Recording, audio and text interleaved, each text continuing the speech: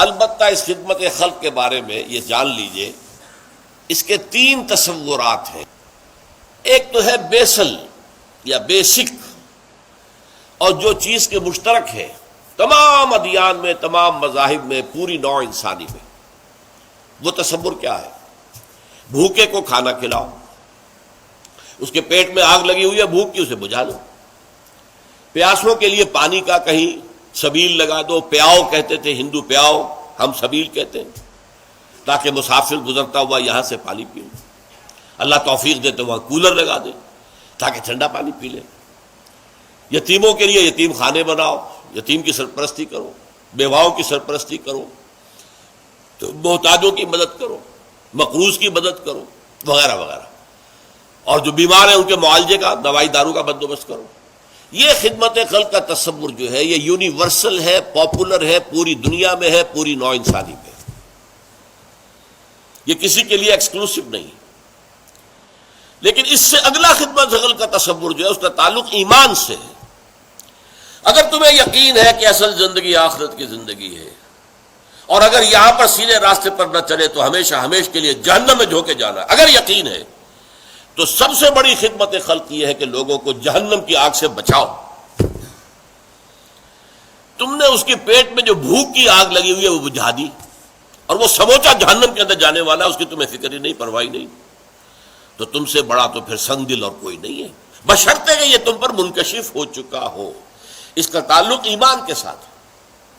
اب یہ دیکھیے کہ حضور کی زندگی جب تک کہ وحی کا آغاز نہیں ہوا، آپ کی سیرت میں وہ پہلا خدمت خلق کا تصور جو پورا موجود تھا، بیواؤں، یتیموں کی خبر گیری اور غریبوں کو کھانا کھلانا، یہ سب کی جو ہے آپ کی زندگی کے اندر وہ بدرجہ کمال وہ جو خدمت خلق موجود تھی۔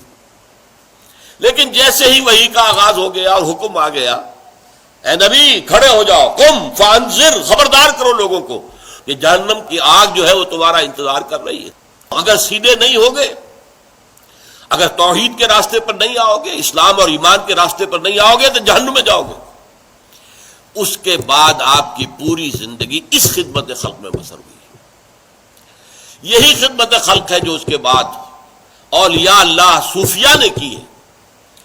یہ کہاں آ کے بیٹھ گئے تھے؟ معین الدین اجمیری رحمۃ اللہ علیہ اجمیر میں، جو کہ راجپوتوں کی قوت کا گڑھ تھا، رائے پتھورا اس کا صدر مقام، پرتھوی راج کا، وہاں جا کے بیٹھ گیا اللہ کا بندہ۔ 90,000 انسان ان کے ہاتھ پر ایمان لایا، ذرا غور کیجیے۔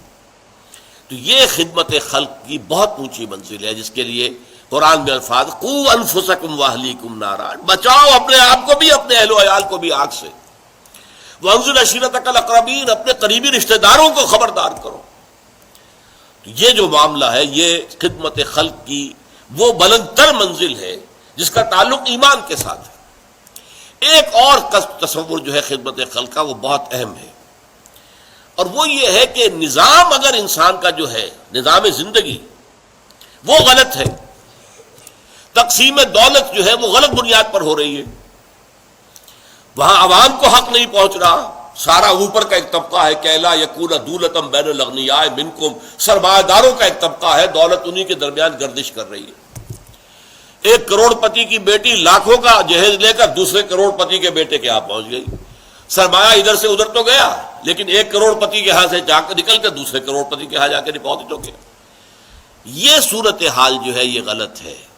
اب اس صورت میں جو بھوکے ہیں، ننگے ہیں، آپ نے ذرا بڑی محنت کی، ان کو بھوکوں کو کچھ کھلا دیا، کوئی ان کے لیے لنگر کھول دیا، کوئی یہ کر دیا، ٹھیک ہے، یہ بھی اچھے کام ہے۔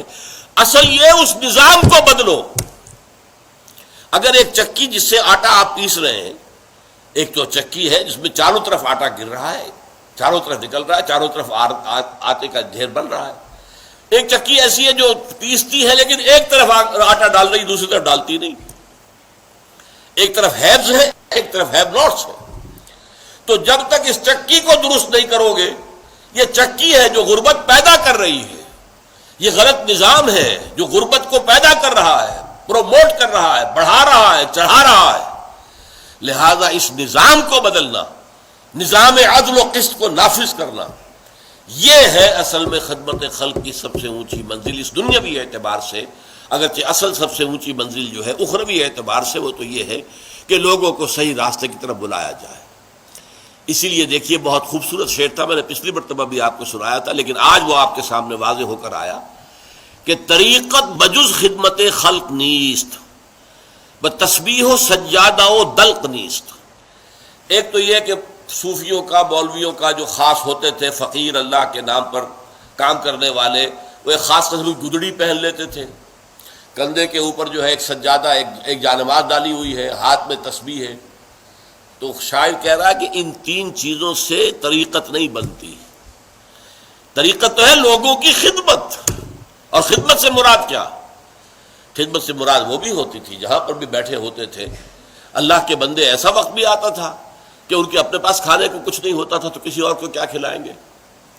بابا فرید شکر گنج رحمۃ اللہ علیہ، پاک پٹن والے، ان پر وہ وقت بھی تھا ابتدا میں کہ سوائے پانی میں تھوڑا سا نمک ڈال کر اس سے روٹی کھا لینا، اس کے سوا کچھ نہیں تھا۔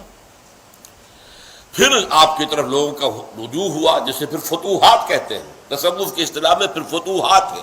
اب لوگوں کا رجوع ہے، وہ لا کے پیش کر رہے ہیں، گندم آ رہی ہے، یہ آ رہا ہے، چاول آ رہے ہیں، لوگ آ کر نذرانے دے رہے، تو لنگر کھل گیا۔ اب لنگر ہے، اب غریب آئے کھائے، وہ لنگر کھل گیا۔ انہوں نے کوئی اپنی جائیداد نہیں بنائی اس سے، انہوں نے یہ نہیں کیا کہ جو کچھ آ رہا ہے وہ سارا سامان بیچ کے اجناس تو اپنا کوئی محل کھڑا کر لے، معاذ اللہ ثم معاذ اللہ، انہیں دنیا سے کوئی طلب تھی نہیں، لنگر کھل گیا، غریب کھا رہے آ رہے۔ لیکن یہ کہ ان کی زندگی کا اصل کام کیا ہے؟ لوگوں کو حق کی طرف بلانا، اللہ سے متعارف کر دینا، اللہ سے تعلق جوڑ دینا، جس کے لیے حضور نے فرمایا لوگوں میری اور تمہاری مثال ایسی ہے کہ آگ کا ایک بہت بڑا الاؤ ہے، تم اس میں گر پڑنا چاہتے ہو، تمہیں نظر نہیں آ رہا، جہنم تمہاری نگاہوں کے سامنے نہیں ہے، اور تمہاری نگاہوں سے اوجھل ہے، میری نگاہیں اللہ نے کھول دی ہیں، مجھے جہنم نظر آ رہی ہے، اور میں دیکھ رہا ہوں کہ تم جہنم میں گر پڑنا چاہتے ہو، اور میں تمہارے کپڑے پکڑ پکڑ کر گھسیٹ رہا ہوں کہ خدا کے لیے بچو اس جہنم کی آگ سے۔ یہ ہے خدمت خلق کا بلند ترین تصور، دعوت اللہ، اور لوگوں کی سیرت اور کردار کو سنوارنا تاکہ وہ اللہ تعالیٰ کے ابدی عذاب سے بچ سکے۔